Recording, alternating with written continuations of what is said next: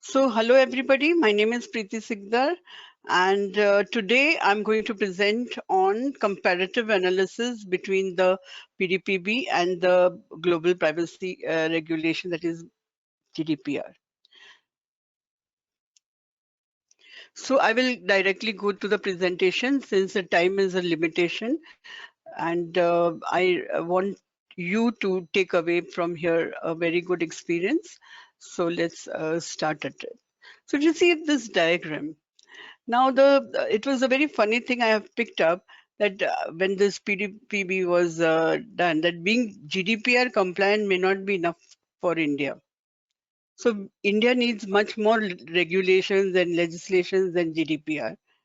So the question that arises in our mind is that what is it that we need to know, need to do, and since it's one more law, how to go about the compliance?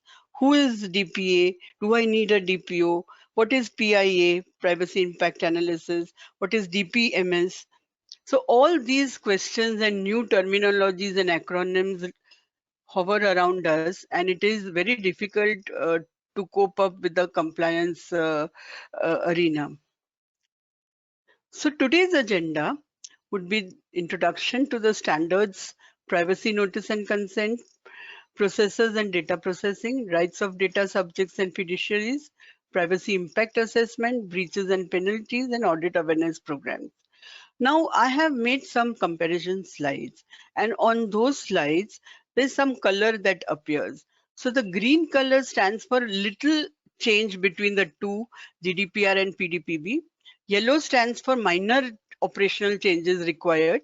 Orange stands for substantial changes warranted, and red is major operational changes. So as and when that topic comes, immediately after that, the comparison slide will come. So let's go to the introduction. Now, as you are aware, the IS 17428 is the Indian Data Privacy Assurance Standard, which came about in November 2020. Now, the draft, I'm just making you aware of the standard, and then we will go to discuss the provisions of the PDPB. Because 17428 is an assurance standard, and it is applicable if UK wants to adopt it, they can adopt it. Anybody can adopt a standard, whereas the regulation has to be enforced in the country in which it is enacted. So, but India has come out with a draft 17428, and which speaks of information system security and privacy. And the sectional committee, it was uh, formed by the Privacy Sectional Committee, and it was approved by the Electronics and Information Technology Divisional Council. Now, what does it provide? It provides a framework for establishing, implementing, maintaining, and continuously improving a data privacy management system. Now, what does these strike in your mind? Is it another ISMS or another BCMS system? So the process is to establish, implement, maintain, and improve the data privacy management system in your organization. So implementation of this standard will help organizations to do what? Provide privacy assurance to customers, develop better understanding of the privacy requirements, and where is its applicability? It applies to organizations that process personal data. So mind well, personal is what is important. Organizations who process personal data will have to follow this and form a DPMS within their organization, data privacy management system. So it does not apply to organizations that process personal data only in non-electronic form, and this standard excludes non-personal information. So anything which is non-personal does not fall within the gambit of this standard. So this is as far as the data standard is concerned. Now we talk about the PDPB that we will be comparing with the GDPR. In the light of the new data privacy regulation, organizations have to initiate compliance measures for adding in new provisions and understand the overlapping controls. So you are already GDPR compliant. Now what? you have to put in the additional bit that the PDPB or the Indian law is asking you to do, because you are doing business in India. So there you have to see the demarcating line or the differential things. Again, that which is not required by the Indian law, but you are governed by GDPR, then that controls also you will have to imbibe in your organization. So it is a sort of setting your own standardized system, privacy system within your organization, which will contain all that is applicable to your organization, whether it is GDPR or it is the Indian law. So we shall be taking into consideration India Data Protection Bill, hereinafter referred to as PDPB, in our comparison. The purpose of this forum is to understand the inclusions and exclusions in the PDPB, and where organizations subject to PDPR, like I said, any other global privacy laws, how they must adjust their controls to meet the requirements of the Indian standard. A comparative analysis to facilitate understanding and give a practical roadmap. So it will give a sort of a guidance. Mind well, this presentation cannot be a very comprehensive presentation, but it will pick up all the salient points and give it to you. So what is sensitive personal data? The grounds for processing sensitive personal data are the same as those required for non-sensitive personal data, except where consent is required, it must be obtained explicitly in clear terms and not inferred from conduct, and obtained separately from other processing and after informing the data principle of. Okay, so we come to this standard, this slide later. Let us see the definitions first. So because you will wonder who is the data subject and who is the data fiduciary. So first of all, we'll go to applicability. That will be better.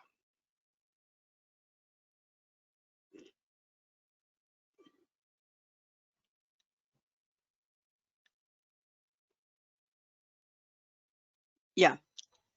So now you must see this equivalent nomenclature. In GDPR, we call the person who is given the charge of processing the data the data controller. Whereas in PDPB, we call him data fiduciary. The word data processor remains the same in GDPR as well as PDPB. In GDPR, we say the person whose personal data is given is a data subject. Whereas in PDPB, we call him data principal. So now, whom do we protect? We protect the data subject and we protect the data principal. So in short, we protect the person who owns the personal data, and that will be protected under GDPR also and PDPB also. So now if you go to the definitions, what is processing is defined as the performance of operations on personal data, and will include collection, storage, retrieval, usage, disclosure, transfer, structuring, alignment, or combination, indexation, and erase. You take the personal data of the data subject and you do some process on it, that is known as processing. Then you are eligible to GDPR as well as PDPB. Now, who is the data processor? Any organization that processes personal information on behalf of or in accordance with the instructions of a data controller. He is known as the data processor. Under PDPB, any person, including the state, company, juristic entity, or individual who processes personal data on behalf of a data fiduciary, but does not include an employee of the data fiduciary. It will not include the employee of the data fiduciary, but it will include any individual who processes the personal data on behalf of the data fiduciary. So data fiduciary or the person who owns the data, when his data is being processed by that person, he will be known as the data processor. Data subject, under GDPR, any natural person to whom the personal information relates is the data subject. Depending on the jurisdiction and particular data protection and privacy legislation, the synonym PII principle or data principle is used. So where he is called data subject here, he can be called the personally identifiable information principle or the data principle in PDPB. You just have to note the difference in the nomenclature so that you understand it in the context when you are faced with this terminology. Then controller, used under GDPR. Who is the controller? Any organization that determines the means and purposes of processing of the personal information. Suppose I am the data user and I am giving, sorry, there's some disturbance, Mona Lisa? Yes, even I heard it, but not from our end. No, no? No, no. Okay. So as far as GDPR is concerned, a controller is any organization that determines the means and purposes of processing personal information. That is the definition. So even if data collection is outsourced to third parties, primary responsibility will be of the controller. So suppose I am the data subject, I am giving to X for processing my data, but X is further outsourcing to Y. So then he becomes the sub-processor, but the primary responsibility for the information and everything under GDPR would still remain with the primary controller. That is the meaning. And as far as data fiduciary is concerned, used under PDPB, any person, including a state, a company, or any juristic entity, or any individual who alone or in conjunction with others determines the purpose and means of processing. So, under GDPR, he is known as the controller, and under PDPB, he will be known as the data fiduciary. So consent is very important in processing of personal information. So data subjects freely given specific and informed agreement to the processing of their personal. If you are collecting information, you will see it's a very common thing on all the websites now. You must have noticed that consent is taken, that we will be collecting and using for this XYZ purposes. So consent in privacy is very important. And data portability. Now, what is portability? Is the right of a provider of the personally identifiable information to a controller to ask for information in any prescribed format, and he can direct the information to another controller without much difficulty. So if you take the actual meaning of portability in the English language, it means transferable. So this gives the right under GDPR to the provider of the PI to transfer the information. Later we are covering in the comparison slide the right of portability, so don't have to worry about that. So non-personal information, any information that is not personal information is non-personal, and mind well, non-personal information is not within the scope of neither GDPR nor PDPB. And data principle is the natural person to whom the personal data belongs to, an individual, a Hindu undivided family, a company, a firm, a state, or a judicial person. So I thought that I will take the definition so that you are aware and familiar with the terminologies first. So then you will ask, what is the subject matter scope of the uh, uh, under each? So now see, personal data, anonymous data is out of scope. So personal data is in scope. Automated processing or non-automated processing where personal data forms part of a filing system.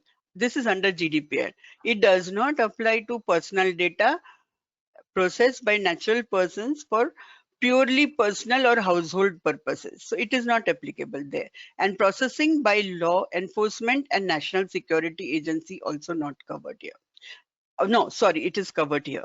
So this is what the GDPR says. GDPR says personal data processed by natural persons for only purely household or personal purpose not going to be taken here.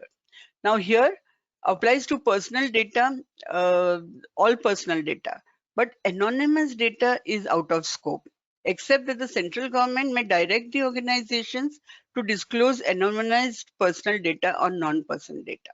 Now, just for your information, anonymous data is data uh, which is hidden to the is a sort of a disguised data. So that does not come because how is the law authorities going to recognize that data? So any anonymized data will not be considered. So now let's see the analysis. PDP 2019 grants the government brand authority to compel the disclosure of information that does not constitute. But under the PDPB, under certain circumstances, the government may also ask the data subjects and the controllers to produce the anonymized data also. But under GDPR, it is not considered. So exemption for prevention, detection of criminal activity are not limited to law enforcement agencies and could apply to any organization engaged in such processing. So the scope, in short, is personal data, but it excludes anonymized data. But in certain circumstances in PDPB, government may compel the the controllers to submit the anonymized data also, the data subjects. Now, territorial scope means to which territories it is applying. So PDPB 2019 applies to processing personal data that has been collected, disclosed, shared or processed within the territory of India. So India is the domain. Indian companies, Indian citizens and any other person or body incorporated or created under Indian law. Organizations that are not present in India but process the personal data in connection with business carried out in India or any systematic offering of goods or services. So all these are inclusions within the PDPB. Now let us see GDPR. GDPR applies to organizations established in the EU and processing data. An organization not established in the EU but processes personal data in relation to either offering goods or services or monitoring the behavior of individuals. That means what? That in India, GDPR is applicable if the establishment was established in the EU and the processing is done in India. That is also applicable. So this is the difference between the GDPR and the PDP. Now, PDPB scope of application is broader than that of GDPR, as an entity may fall within scope merely by processing personal data in India, even though the use of the processor in India may be there. However, this broad scope of application may be narrowed should the government exercise its authority to exempt such. Okay, now you have to remember one thing, that government has been given authority in many cases, not only in that, in many of the sections to intervene and give an exception to the existing law. So government can exercise its authority and exempt such processing activities from the purview of PDPB. So this is the difference between GDPR, and GDPR applies to all, and here government can exempt certain companies from the provisions of PDPB. So data localization not applicable in GDPR, but it is applicable for PDPB. Critical data must be processed in India unless in an emergency. So all data, all Indian companies must process the data in India only. So the territorial limitation is there. So sensitive personal information should be stored in India, but a copy can be sent out according to the abiding with the data transfer requirements. So all processing to be taken in India, all storing of information to be done in India only, but there is one exception, that a copy can be sent out, but provided that it is in line with the data transfer requirements of the country. So localization is a substantial area of divergence between GDPR and PDPB, because GDPR does not talk about data localization. So So data transfer cross-border.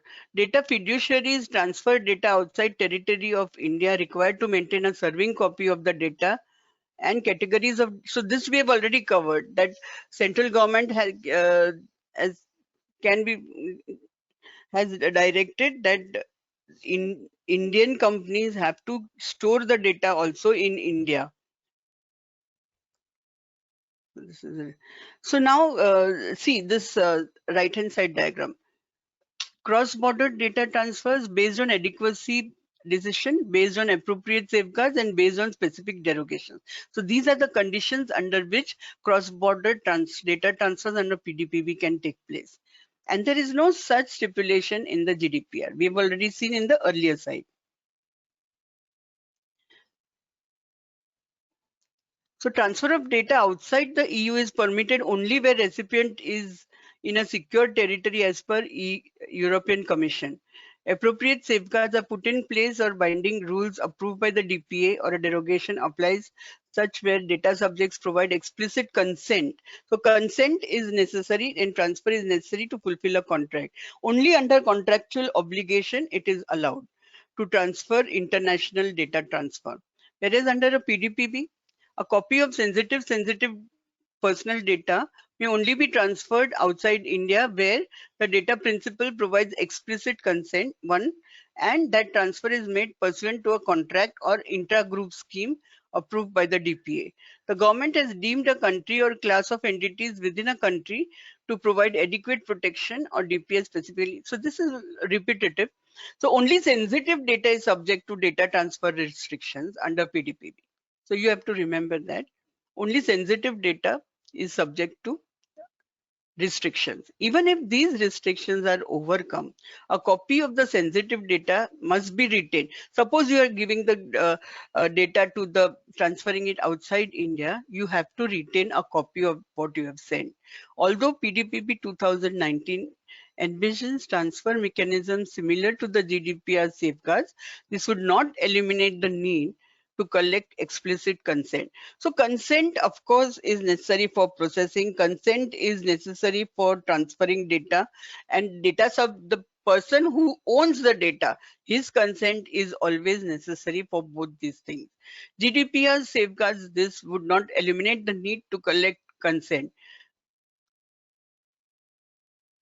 And PDPP 2019 does not provide a derogation for transfers that have been consented by the data principle without also requiring other mechanisms to be present.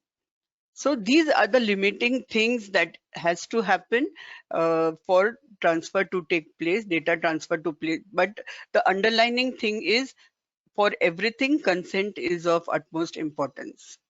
Now, as we were talking about anonymized data, so what is anonymized data? Process of transforming data irreversibly into a form that subject may not be identified. So you are already giving another name, another form to that data.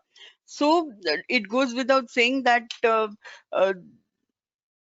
this type of a provision not defined under GDPR, we've covered this earlier slide, and the government in consultation with the DPA may require. So now see here the government does not stand for anonymized data in India. He said in certain criminal or sometimes as evidence you may require that anonymized data to be produced in a court of law. So government can ask in consultation with the Data Protection Authority may require that the examination of anonymized data also takes place. So while GDPR does not carry any such provision, PDPP can give the government right to require organizations to turn anonymized data to them to serve as evidence in certain cases. Another term is the same thing, pseudonymity, and it is a so what is this? It is a de-identification technique that involves replacing the identifiable part of the data with the pseudonym. Suppose I don't call myself Preeti Sikdar, but I call myself Saloni Sikdar or something like that. I'd call myself Kittu or some other pseudonym, which is a dummy attribute used instead of a real one, so that it is not possible to decipher. It's like encryption.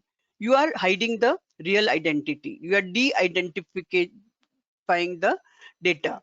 So it does not rule out possibility that there might be a restricted set of organizations which are able to determine the individual's identity based on the alias and the data linked to it. Pseudonymization is a reversible process, that is, data may be re-identified if the key is made available. So now data has to be re-identified if the central government bids the controller or the data subject to produce the data in its original form. So what is, how do you say that personal data? So GDPR defines personal data, and what are the examples? Identification name, identification number, location data, physical address, email address, IP address, radio frequency identification tags, photograph, video, voice recording. And now this new thing has been recently done, which is biometric data. Biometric data which identifies the data user, you know. So it can be eye, retina, fingerprint, etc. An online identifier of one or more factors specific to physical, physiological, genetic, mental, economic, cultural, or social identity of a natural person. So all this under GDPR comes under personal data. And how is personal data defined under GDPB? So personal data means data about or relating to a natural person who is directly or indirectly identifiable, having regard to any characteristic, trait, attribute, or any other feature of the identity of such natural person, whether online or offline, or any combination of such features with any other information, and shall include inference drawn from such data for the purpose of profiling. So any inference that can be drawn from such data for the purpose of profiling. What is profiling? Gathering up more than one information about that person and forming a record out of that, file out of that.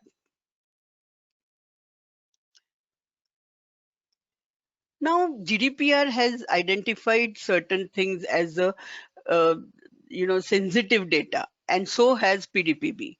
So how do you treat conditions? How do you process such sensitive data? Now, first of all, what is considered as a uh, sensitive data under GDPR? Racial or ethnic origin, political opinions, religious or philosophical beliefs, trade union membership, genetic data, biometric data, health or sex life or sexual orientation. Personal data relating to criminal convictions and offences, while not special category data, is subject to distinct rules defined by the EU or member state law. So they will be governed by the certain cases where it is having a criminal connotation will be governed by the EU or member state law. And sensitive personal data is defined as personal data which may reveal, be related to or constitute what? Financial data, health data, official identifier, sex life, sexual orientation, biometric data, genetic data, trans, transgender or intersex status, caste or tribe, and religious or political belief. Now here, if you notice, one salient point which is included is the financial data, which is sensitive data according to the PDPB. The PDPB 2019 permits the government, in consultation with the DPA, to define additional categories of so this is not a exhaustive list. This is an inclusive list of things which may be considered as sensitive. But top on the list is financial data, which is not considered under GDPR. So that is the main point of distinction. So definition of sensitive data is broader under PDPB. It includes financial data within the scope of sensitive data, and the PDPB allows the government to define additional categories so that it leaves a room open for you to put more categories within that. So in future, they may be adding some more categories as sensitive data. While GDPR provides for additional rules for processing criminal convictions and offenses, PDPB 2019 includes no similar provision. So akin to the provision on state interference and EU interfering for criminal oriented, here it is inclusion of financial data. The differential point is inclusion of financial data and leaving one door open to add any number of items more on the sensitive data list.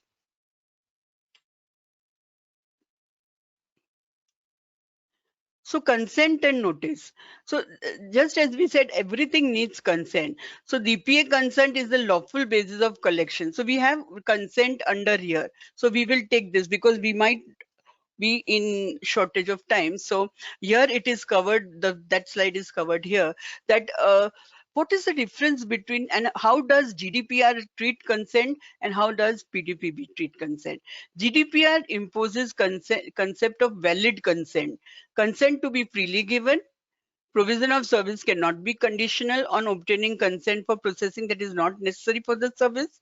Separate consent to be obtained for separate process. So this is the main contention of difference, that under GDPR, a separate consent is to be obtained for separate processing purposes, although it may be of the same fiduciary or the same controller.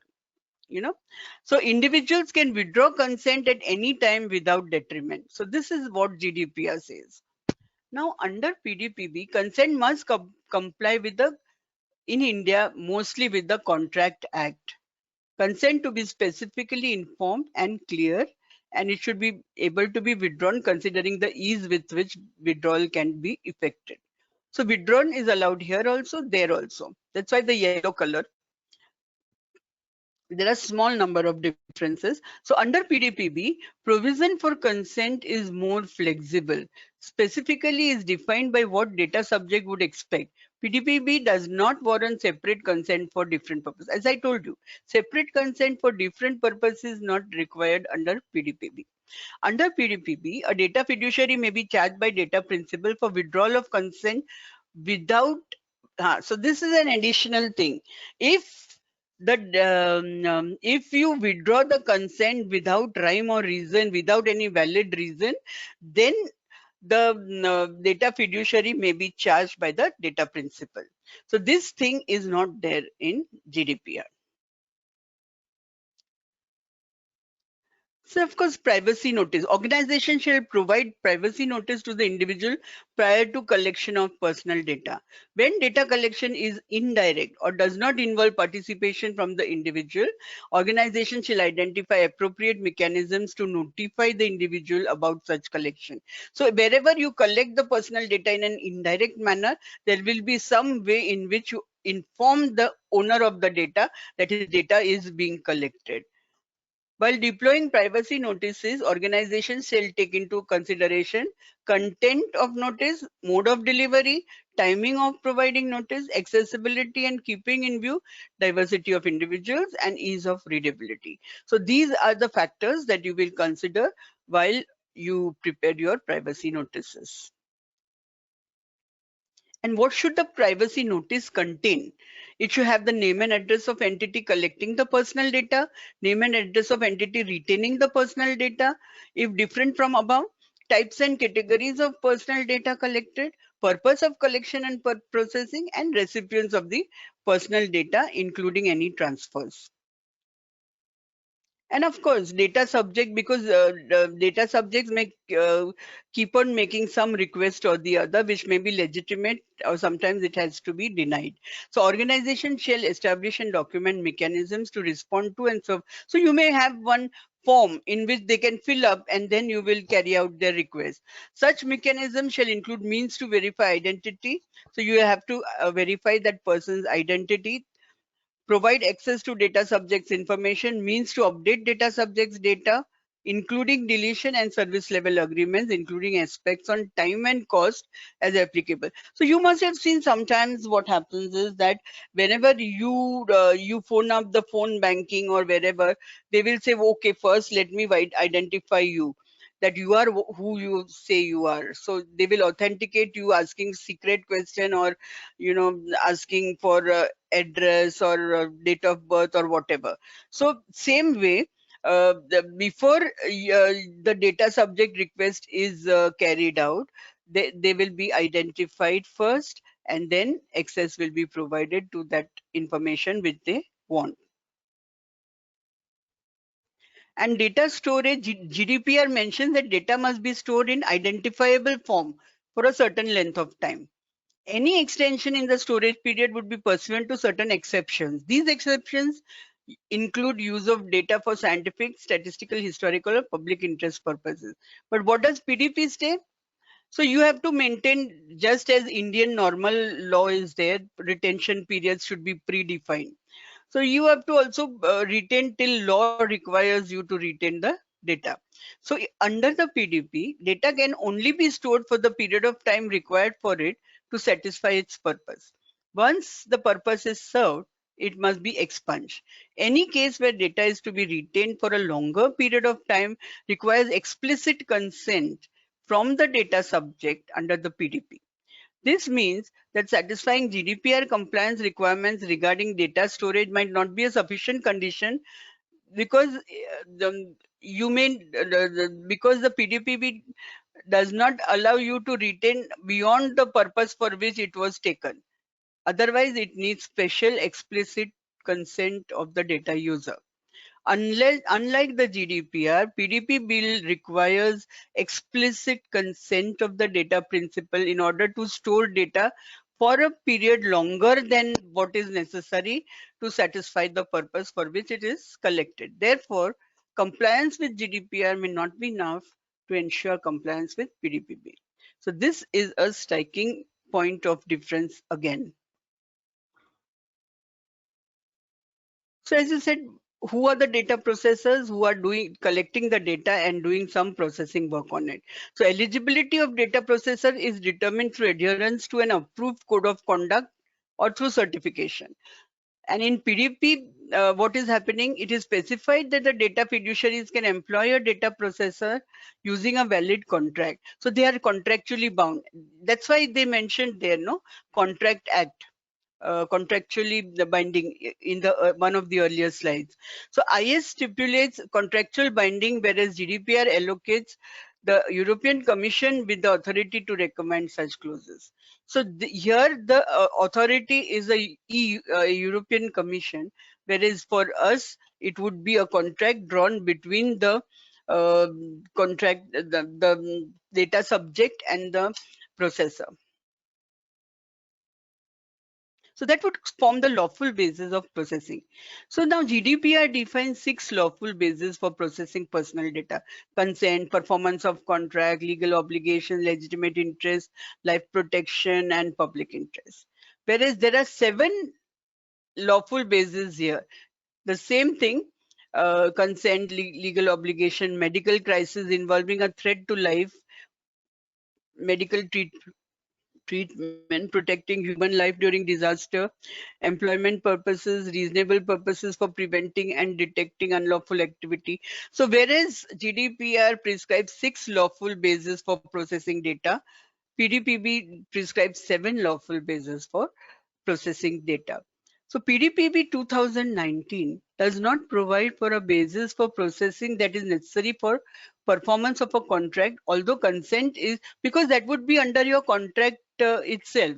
Although consent is defined less restrictively and may permit processing that is necessary to enter into or perform contracts. And reasonable purpose basis under the PDPB is similar to GDPR's legitimate interest basis, but is limited to purposes that are specified by the regulation.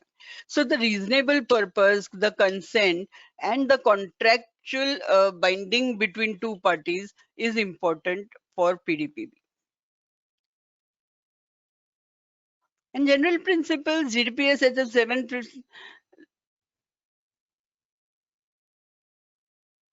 So this was lawful basis of processing, and in the general principles there are lawfulness, fairness, transparency, purpose limitation, data minimization, and accuracy. Now lawfulness we all understand, fairness in the dealings with each other, the processor and the data subject, transparency so that everything is with proper consent, purpose limitation, the data will be processed only for the purpose for which it is collected, and data only that much data would be collected that is necessary to process the data, and accuracy means the processing accuracy. So this is the simple 7 principles that GDPR is under. And now what about PDPB? Personal data must be processed in a fair and reasonable manner. It must be processed for purpose. So purpose clause is here. personal data must be collected only to the extent that is necessary for the purpose processing, that is minimization, which is also there. So collect data only for the purpose and as much data as is necessary to process. Data fiduciaries may take necessary steps to ensure that the personal data process is complete, accurate, not misleading, and updated. And data fiduciaries may not retain. So these are the different ways in which they have defined, and these different ways in which they have defined. Now let us see the difference. The PDPB 2009 accuracy requirements are more specific. That data should be processed more accurately. It requires accuracy to be assessed in relation to a number of factors, including whether the data is a fact or an opinion or an assessment. So that is important. PDPB storage limitation provisions are more specific. Unlike GDPR, which permits retaining data in a form that no longer identifies an individual, PDPB requires the deletion. The PDPB 2019 also requires data fiduciaries conduct periodic reviews of whether personal data must be retained. So audit, review, monitoring, all there in PDPB just as any other Indian law, whereas it is not there in the GDPR. Legitimate interest means you have to process not for illegal purpose but for legitimate interest. Processing is permitted without consent where it is necessary for the controller's legitimate interest and provided such interests are not overridden by the rights and interests of the data subject. It is controller's responsibility to determine whether interests under this basis are legitimate, and controllers are expected to document that. So not only they have to determine, but they have to document it that they are doing this processing for a legitimate purpose. Now PDPB 2019 permits the DPA to specify reasonable purposes for processing. In defining these reasonable purposes, DPA must take into consideration interest of the data fiduciary, whether data fiduciary can be expected to obtain consent, effect of processing on the rights and data principles expectations. So what is the difference?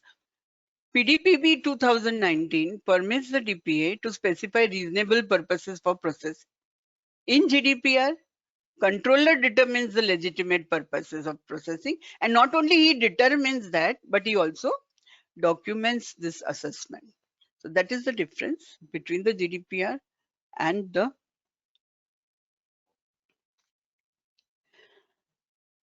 so basically under GDPR, these are the rights. Right to be informed, right of access, right to rectification, right to eraser, right to be informed is a basic constitutional right, for all of us. Right of access, whenever you want your data, you can access it. Right to rectification means correction of the data when data subject may go and correct his data. Right to eraser means he may tell the controller, now please erase my data, I don't want to deal with you anymore. Right to restrict the processing, right of data portability means taking from one place to the other. Right to object and right in relation to automated decision making and profiling. So right to be informed, organization provide fair processing information through a privacy notice. It gives a transparency over how personal data is used and need to tell individuals when data is being collected, how it is going to be used, how long it will be kept, and whether it will be shared with any third party. This is very important because you cannot share the data of your data subjects with anybody without their prior permission or offer that for profiling. Many of the companies, marketing companies are doing so, but it is not legitimate. So now what has PDPB come out with? Organization shall establish and document mechanisms to respond to and serve requests from an individual, and such mechanisms will include what? Means to verify identity, provide access to data subjects information, means to update data subjects data including the deletion, and service level agreement including aspects on time and cost as applicable. So this is the basic provisions that PDPB puts. Now, right to rectification, there are very little, more or less same things are there. Grant data subject the right to correct inaccurate. Okay, suppose I am giving a presentation right now, and there's one part which my colleague will point out, sorry madam, this was wrong. So okay, I want to correct it. So if I given something for processing, and if I want to correct it, then I have every right to go to the controller or the processor and tell him that, look, I want this to be corrected. You have a right for that. So that is your right, which nobody can take it away from you. So where personal data is updated, it must be communicated to each recipient to which it was disclosed. Now, the problem is that I am updating, but this presentation may be going to 10 different people. So if I'm updating this presentation, then all the recipients of those 10 people should also be intimated that, okay, this has been the rectification done. So this is important as per GDPR. The controller must restrict processing where accuracy is disputed and verify that it is done properly. And data under PDPB, data principals have right to correct inaccurate or misleading data, complete incomplete personal data, update out of date personal data, and the data fiduciary must communicate the updated data to relevant entities. Same thing. So that is why the green. This is very little line of difference is there. Here maybe he is called fiduciary, and here it is he is called the data subject, and here European Commission might intervene somewhere. It is not given here. But so the difference is very slim, but I have taken because it's a right of the is coming under the rights. And as you see profiling, you have customer data and you have channels, and you have a trusted customer relationship, so you don't misuse the data. So activity or analysis of an individual's behavior or certain aspects based on past trends solely on automated decision making, which produce legal effects. Sometimes if you misuse the data and sell it, share the database that you have to another, then it may lead to a legal case also. So that is coming here, rights relating to profiling. There is no overarching right not to subject to profiling or significant decision except in the case of children. PDPB doesn't talk about that, but GDPR talks about that. Data subjects have a right not to be subject to solely automated decisions, including profiling, that produce legal or significant effects. Where such decisions are permitted, data subjects have a right to obtain human intervention and to contest such decision. And controllers must provide meaningful information about the logic, why it was done, and take reasonable steps to prevent the error or discrimination. Right of access, everybody knows. Individuals have a right. So we'll go to the analysis straight. Access rights are similar. However, requirement to provide identities of all data fiduciaries with whom personal data has been shared could result in admin hassles. It is not clear whether by any data fiduciary language would also require documenting any onward transfers by data fiduciary to whom so now the PDPB talks about access rights requirements where all data fiduciaries with whom personal data has been shared has to be maintained, copies of the personal data to be maintained. So it's a bit of an admin hassle. That's the difference between the GDPR and the PDPB. DPA does not have format. These appear in the portability right under the DPA. So basically, the difference between the GDPR and the right of access is that everything has to be with consent, and also it has to be documented under PDPB. All fiduciaries receiving the data there has to be an audit trail of that. Again, right of portability applies to processing based on consent or performance of a contract. So you have to move data from one place to the other. So right to portability under the DPA is broader than the corresponding. So under PDPB, it is broader than GDPR. And it has that it is not limited to data that is processed under certain legal basis. It also applies to profile information, even if the data may not be inferred. So the GDPR takes into the profile information also, whereas the PDPA, in the definition of portability is broader than GDPR.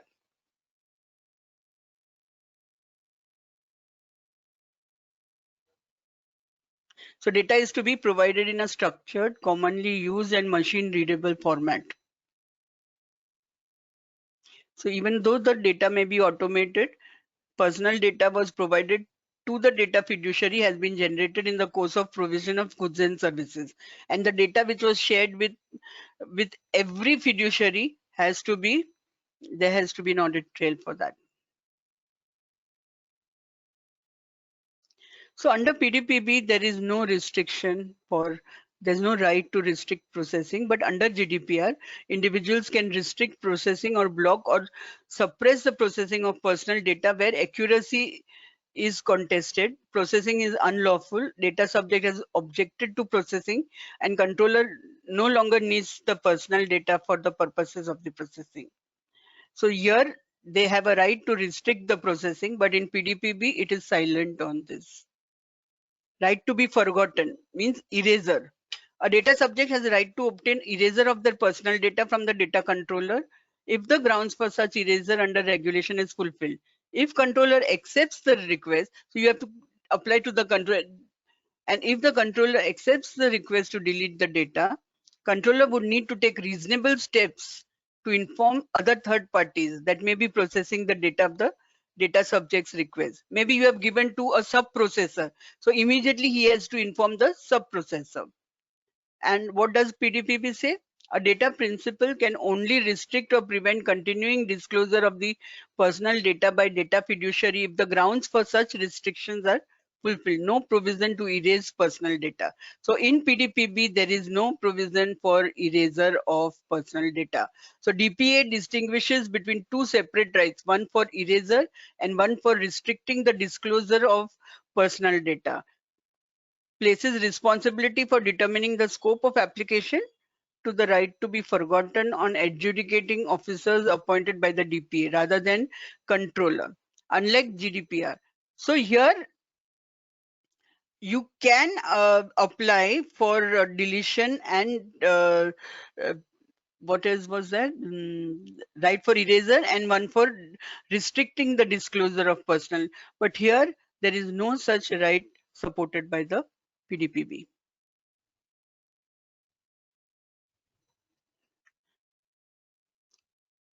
So privacy impact assessment shall conduct privacy impact assessment for various changes that get triggered from time to time. And year after year, you may carry out a privacy impact assessment in which what were the number of, cases that were there where the infringement of the privacy rights was there, how much damages you paid, and make a root cause analysis of it. So while defining such methodology, define types of triggers that require such assessments, whether you are doing annually or if an incident happens, provide procedures, tools and techniques to carry out privacy impact assessments, and provide the template for capturing the outcome of the assessment. So DPMS, we have already talked about.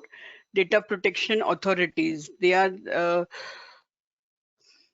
data protection under the standard has a power to specify reasonable process of processing residuary categories of sensitive personal data, determining the criteria for a data trust score to be issued. So wide range of duties of DPA, such as identifying additional categories. So these are the data protection authorities appointed by the government to look into the privacy affairs of organizations, and they are regionalized. They will be divided according to territorial scope. So they are the rule-making authorities. So appointment of DPO. A data protection officer is required only where so here this is important. Now you may ask, DPO is compulsory or not? Only where under GDPR it is compulsory only where a core activity or processor involves regular and systemic monitoring of a data subject on a large scale, and the large scale processing of sensitive data is being done. The DPO must have sufficient independence and skill. So that is one thing. Who can be DPO? He is to be an independent person who has the skill to be a look into the affairs of the privacy matters. Appointment of a DPO is required for all significant data fiduciaries who are significant, who are doing significant sensitive data processing. They have to have a DPO in place, based in India, and must represent data fiduciary under DPA. And so he will report to the DPA in certain cases, and guidance may be provided for regulations.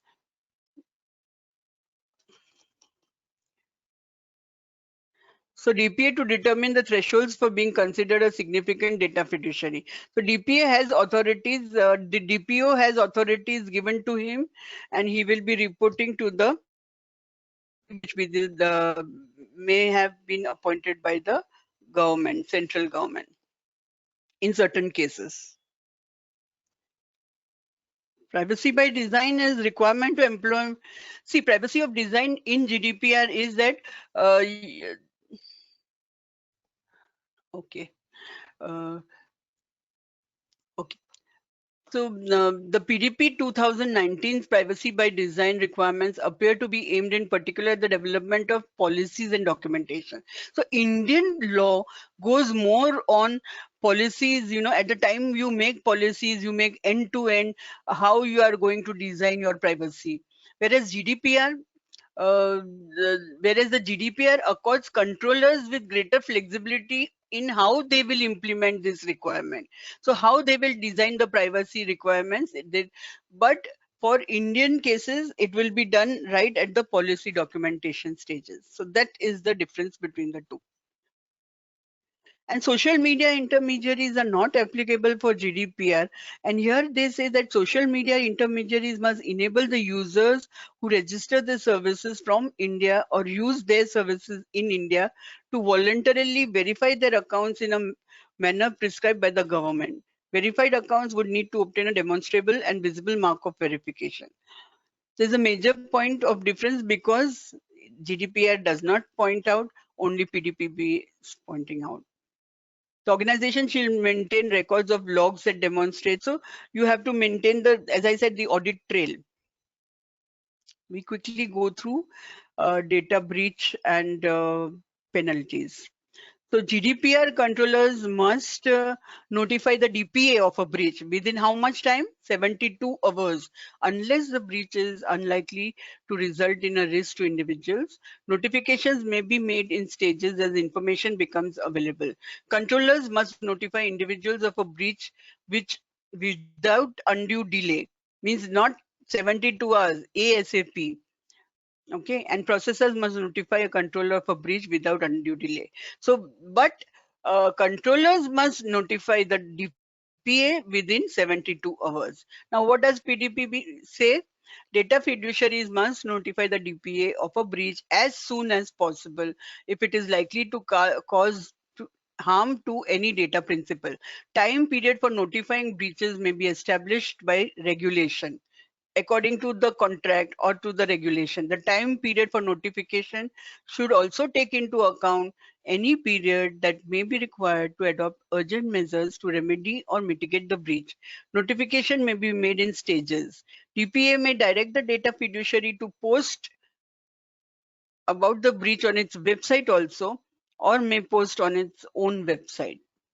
So DPA has the authority to post on his own website also. So the threshold for a reportable breach is higher under PDPB rather than the GDPR. It is DPA's responsibility to decide whether individuals should be notified of breach or not.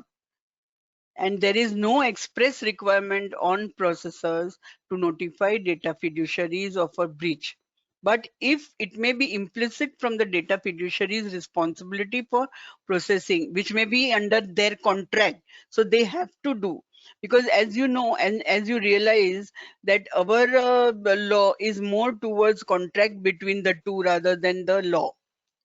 So the contract itself would be determining their course of action in case of breach.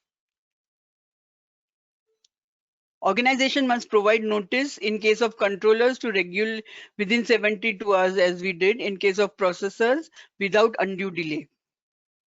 And penalties, it's right in front of your screen. 20 million euros or 4% of a group of undertakings annual global revenue. DPA may also issue injunctive penalties.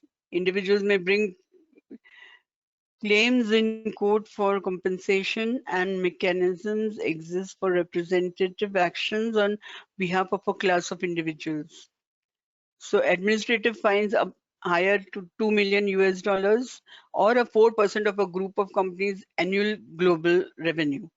The DPA may also issue injunctive penalties. Apart from that, DPA has a right to give additional penalties, and individuals may bring claims to adjudicating officers appointed by the DPA for compensation, and there's a mechanism to permit group actions. So there are penalties here, there are penalties here. The penalty provisions under both regimes are similar. That is why green color. One minor distinction is that PDPB 2019 permits individuals to seek compensation from an administrative hearing before an adjudicating officer. So we are a country of law and order. So we have additional rights on that. So penalties are in both places, and there are very few differences. And how do you redress your grievances? Data principal can approach the data protection officer or the grievance officer with regard to issues related to processing of data. In case of lack of efficient response, the data principal can approach the adjudicating officer. That it can be an escalation here. You can escalate your problem to the adjudicating officer to address any violations of the draft bill. Under GDPR, the data subject can approach the data protection officer with regard to issues related to the processing of personal data. A data subject can lodge a complaint with the supervisory authority in case of any violation that by the regulation. So this is how the two different manners in which the grievances may be addressed. And of course, privacy measures to be undertaken by, there should be a readiness assessment, personal and sensitive data in your organization, understanding how the data flows move to collect and process, promote and help culture of privacy. That is very, very important. People make or break organized systems. So that awareness within the people of the law and order which is there prevalent in their country will help a lot.